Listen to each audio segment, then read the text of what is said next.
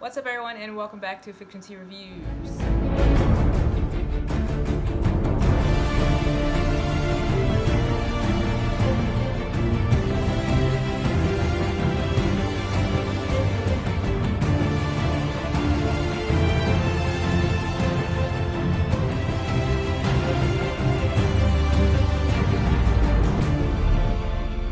Today we're going to talk about the horror film Tales from the Hood, 1995 horror comedy drama anthology film directed by Rusty Cundieff and executive produced by Spike Lee. And it plays a large, very known, very popular black cast. It begins with this guy. He works for this funeral home and he's telling these cryptic stories to these three young guys.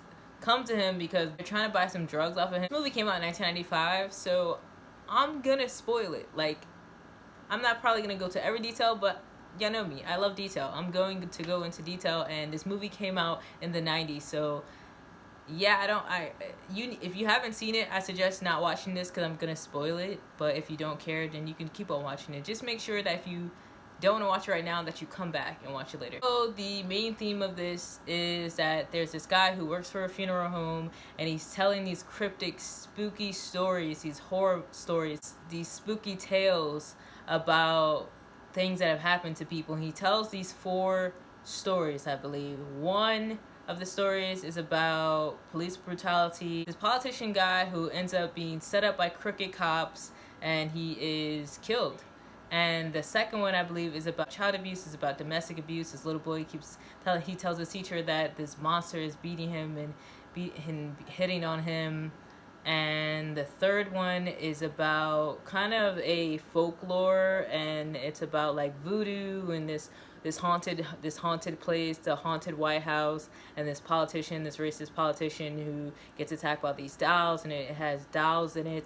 And then the last story is kind of played on kind of psychology and the mind, and also the mind of people who are in gangs and kill each other and shoot each other. Whole black on black crime thing. The thing I want to start off seeing is that the beating scene was so kind of difficult to watch because of the times in this story, because it happened in the 90s, and the 90s was like the early crack epidemic. It was like so many things going on during that time, and even now, like violence, so much violence, so much police brutality. It was very relatable, it was very real. So that scene when they were beating up that guy, and the beating scene for me was just really hard to watch because we see it happen all the time, we see it happen every day, and just like people in power who are crooked, and it's just like the same thing that you see on TV in real life, which is also important that they added that. It's very messed up and very unnecessary that they did that because they really did it for no reason. They just wanted to do it to be assholes. Now, the music in the beginning to end made it really, really intense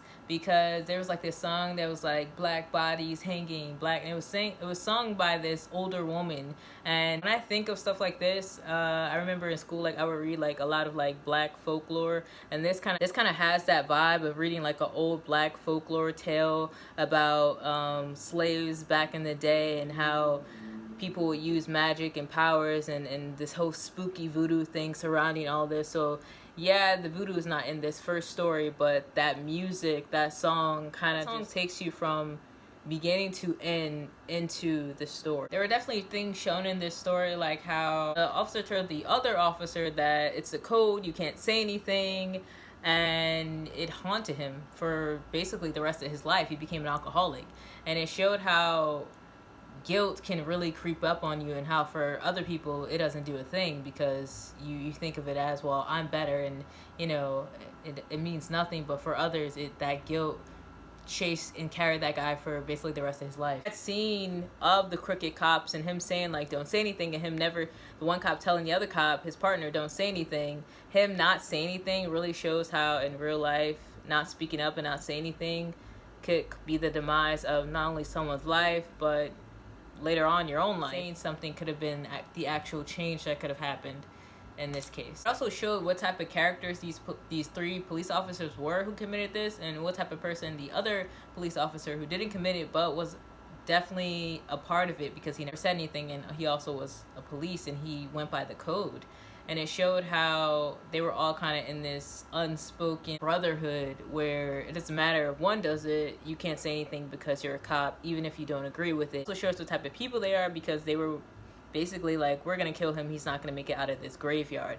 Now the graveyard scene was really good. I like the way that the graveyard was set up. The guy came out of the grave. I did like when everything popped up at once, but I will say, as far as the costume design of the guy who came out of the ground, his makeup was like, it looked very like shiny and very like, very cheap looking. It looked like I can go to like the store and like get this costume stuff and all that. But I also have to take into effect that this was in the 90s, so the way that it was made, the costume design, I'm sure it was way completely different than now. I mean, now we have like super technology and all these things that we can make things look a certain way, but this is an old film. This came out in like 1995, so like, of course, and also it was a black film, so I don't really know what their budget was. So the guy looked more like a zombie rather a dead person, but I'm like, maybe, you know, since he's dead, zombies are dead, so, you know, he looked more like a zombie than a ghost, and I guess it did fit that because he came out of the ground, so it's like he's a zombie, he's not alive. He had his jump scares. His officers were in the car, and he jumped in front of the window and was like, and they were scared. That was like a really good jump scare. Overall, I don't think the costume design was that bad, especially for that time. I don't think it was bad. I also found it really significant when they pinned that guy, they pinned the last officer on the cross like Jesus, and then he says, "Welcome to my world," with like those big eyes.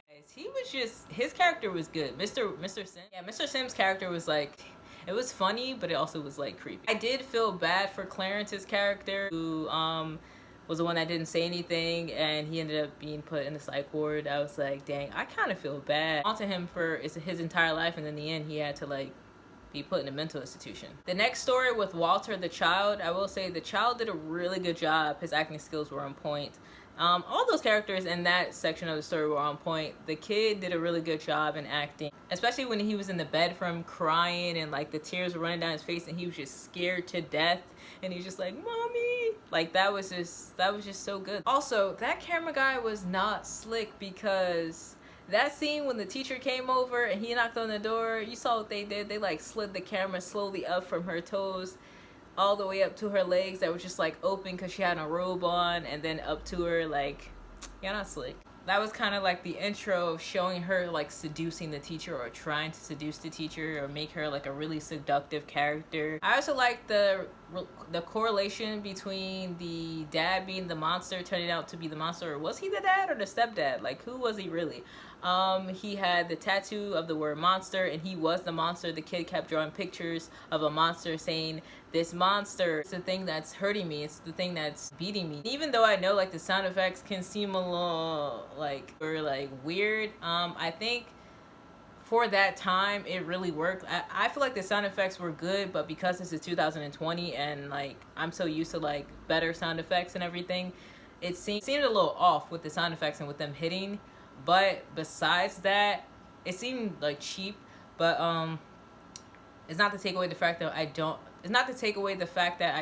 think this was a good film, and their acting was really good with them getting fake punch. Like when the mom got fake punch, even though the sound was a little weird, her acting was really good, and her face expression and like her crying and she looking bloody and everything, and even when she took the pan to like attack the guy, like you could feel that like motherly love in her. Also, it was really cool to watch his body bend and crumble. I like the story a lot from the kid's perspective, because he just took up the paper and you could just like crush people, and you could just burn the paper, you could draw something, burn it, and, you know, set them on fire. I kind of wish this was made into like an actual movie with a kid. I think it would be a really good idea. Now, the third story with the election guy who was a senator or some sort of politician, this guy made this really comment about like, well, maybe if they stop protesting so much, they can go look for jobs and get off welfare. Show the stereotype that politicians or white people in general have with thinking that Black people are the only ones on welfare and that whole thing. It really shows you the lack of knowledge he has as a politician. I mean, he didn't even know what to say to get the votes. He had to hire someone else to help him on what to say, how to act, who to be, how to fake it. Like, you could tell that he didn't know what he was doing. It really shows that that privilege of that character and that person, that position of power. Anyone else find the guy tumbling down the steps funny? Like, I just found it really funny. The way he fell down the steps was just kind of really amusing to me. Of course, they had another symbolic moment when the politician was like clutching the flag and he was scared, and the dolls just started attacking him, and that whole American trope with the American flag, and it kind of, I guess, was crumbling in that sense, or coming down their power back. These dolls were getting their power back by killing and attacking him. Am I the only one that found the dolls like super cute? Like, I was like, these dolls are like, they're kind of adorable. I think it's because they were like so small. Like, I want one. It's really funny how like this little tiny doll is just like on his neck. The doll is the size of a toy. Like, it's like this size, just on his neck, like attacking him. I'm just like, how do you get overpowered by a doll? When I jump back after that story, like hood guys who are like trying to get the drugs off the guy that works for the funeral, Mr. Sims, they're like, yo, F this, man, we're not trying to hear this story, like, give us the drugs so we can go. There's something about these characters I have to say, like, I'm not saying that there aren't people who are this way, but the way that they made their characters was just, like, really, like, caricature, like, characters, like, these caricatures, like, mimicking rap culture and rap style. I think it was a little bit over the top, in my opinion. I think it was just, like, it was just very, like, play on, like they were caricatures and they weren't like real people. It was just, some of the parts was just like overly played, like overly done or something. And we get to the last story told by Mr. Sims, guy who gets shot, and he ends up in like this place with like this lady who's doing like, she's doing some sort of psychological test on him and show him like, the crimes that you're committing, you need to take accountability for what you're doing. You have a chance to change. This one was less horror and scary and more just like real as F. Like, it was just like face your and like get it together type thing. And it was an interesting, it was actually made by the racist guy about killing, I'm not gonna say it, but like killing beep. How he liked the other guy because he also killed people as the KKK guy did. It really highlighted that whole black on black crime. When you kill someone, you're not just killing them, you affect the community, you affect their family members, their children. There was a little girl who came, she ended up getting shot just because she was an innocent bystander, she was just there. And that guilt that can eat someone alive and not want them to face the truth. And that character, he was just completely guilty. He didn't want to take accountability. He didn't want any parts of it. But it also showed his humane side. Like, he still was human. He still was a human being. He just was amidst a lot of violence and killed and shot people. His crying really showed his humility. And that, all in all, truth hurts. So the ending was pretty creepy. I think they did a good job. And the acting in the end, like how the camera zoomed up on their faces, and they were just like, yo, what? That nice ugly demon. It was pretty good. I like the way he looked. It reminded me a lot of Jeepers Creepers. Overall, I enjoyed this movie a lot. I would definitely recommend it again, and I probably would watch it again. It's crazy because I remember, I think I watched this when I was super young, but because there are some parts I remember, and watching it as an adult is like way different. It was way, of course, more scary as a young child, but it's still scary to this day watching it. And like I said, I recommend it. I think it's a good movie. I think you should check it out. Watch it if you haven't. If you have, comment below. Let me know, what are your thoughts about this movie. I'll see y'all next time. Give this a thumbs up and be sure to subscribe to the channel. And yeah, bye. Before you go, be sure to get you a copy of my book, Rain. It is a psychological thriller about a group of young adults in a psych ward who have been living there their entire lives. They get this counselor. He decides he's going to help them. But then he learns that they have abilities and they're not just crazy with mental illnesses. And yeah, as he's uncovering what's going on with them, why they're here, he starts to learn things about himself and his past and how he's connected with people in that place and how they're all connected in some way, and how this place is haunted and there's terrible things happening. There are kids being harmed and hurt, killings, and so much more in this. If you're interested, you can hit that link in the description box below to get a copy of this book, or you can hit me up in my email to get percentage off of this book. Yeah, so if you want to stick around, and I will read the last chapter of this book. We have come down to the end. If you want to stick around, let's go. Before I start, I want to say, if you're interested in hearing about this book from the very beginning of chapter 1, you can go to the French Mortel Netflix review. That's where I started reading this from chapter 1 from the beginning, and then from there you can watch all the other videos and get up to date with what's going on. So yeah, into the office. Wow, still the same decorative art, but the atmosphere has changed. Panic fills the air and blood soaks the floor. What happened? I rush into the room to find her sprawled on the floor, gasping for each fresh breath. I swiftly rip off my shirt to stop the bleeding. No, this can't be happening right now. Stay with me, Samantha, please, I beg. Promptly limping in is Tommy. His expression holds hatred and he points to the accuser, sickened. You did this! You did this to her! His tone is sinister. Tommy, don't. Sam implores as blood oozes from her mouth. Don't speak. Rest. I persuade her. No. You protected him for so long, but you know he's always been the main reason why we couldn't truly leave. The real reason. He's keeping us here. He's selfish. He killed his mom, too. She never killed herself because he took a pistol to her skull and ended her life. He blew her brains out right in front of his brother. John. She coughs. It's okay. I'm here. Save your energy, please. You hear that? Somebody's bass is just jumping right now. She managed to say, John, listen to me. She chokes on her words, fighting desperately for oxygen. Yo, the dust particles right now is messing with my nose. She chokes on her words, fighting desperately for oxygen. There is no Spencer. Her voice weakens. It's all your fault, Tommy squawks. We're even here in the first place. It was never Sam. She tried to protect you, but dude, she loved you too much. She loved all of us, and you have the nerve to hurt her. You hurt Mom. I have to get you out of here, I alert her. Tommy bangs Joseph belligerently to the ground, beating him bloody with his fists like a punching bag. Gore oozes from Joe's mouth. He staggers towards Matthew's old desk, opening the drawer, and pulls out a pistol.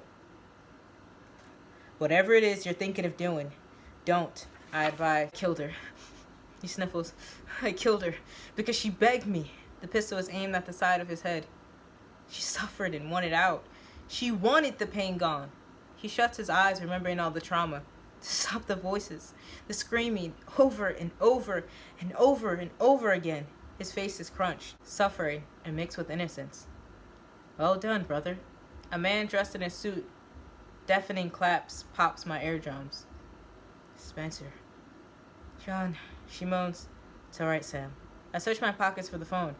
I will call the ambulance right now. Just stay with me, please. John, listen to me. She compresses my wrist. There is no Spencer, okay? She hacks. He does not exist. What are you talking about? He's right there. I point. No. Her voice is fading away. Look again. She points at a wavy silhouette. It's a trick. It's all a trick. It is show simulation. You're seeing what he sees, or what he wants you to see. And what he sees is not real. What? You have to go, John. You have to get out of here. I'm not leaving you or my brother. Should I tell her, or does she already know about him? I swallow hard. Orko, he's alive. He's here. I can feel it. Her eyes avert guiltily. What? Wait, did you know? Did you know my brother was here the whole time? She admits. And I knew that if you found out, you'd be stuck here. No, I can get him. We can go. We can get out of here, all of us. Teo will show me. I can find him. He's gone, John. Your brother is mentally gone. Anyways, you can't save him. He doesn't even know who he is. And if you go searching for him, you'll never leave here, John. But I can't. Her eyes close.